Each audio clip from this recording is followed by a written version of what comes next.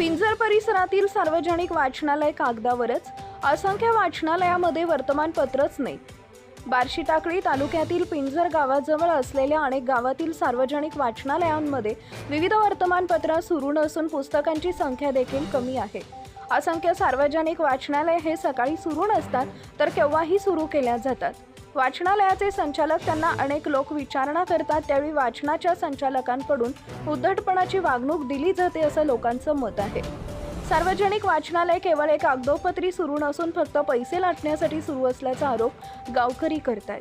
त्यामुळे संबंधित अधिकाऱ्यांनी याकडे गांभीर्याने लक्ष देण्याची गरज निर्माण झाली आहे। तालुक्यातील पिंजर गावाजवळ असलेल्या अनेक गावांमध्ये शासनाचे सार्वजनिक वाचनालय थाटलेली आहेत। शासनाने सार्वजनिक वाचनालय हे जात, धर्म, लिंग किंवा सामाजिक स्तरांचा कोणताही भेदभाव न करता सर्वांसाठी हे वाचनालय अनुदान तत्वावर सुरू केलेले आहेत।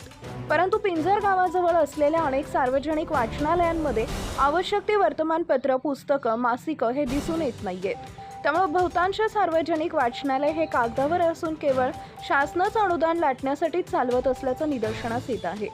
बार्शी टाकळी तालुक्यातील अनेक सार्वजनिक वाचनालयाचा जगडगुत्ता सुरू आहे। संबंधित वरिष्ठ अधिकारी हे जाणीवपूर्वक दुर्लक्ष करतात आणि कमकुवत आणि कागदावरच असलेल्या सार्वजनिक वाचनालयाला शासनाचा बेकायदेशीर निधी उपलब्ध करून देतात, असाही लोकांनी आरोप केलाय।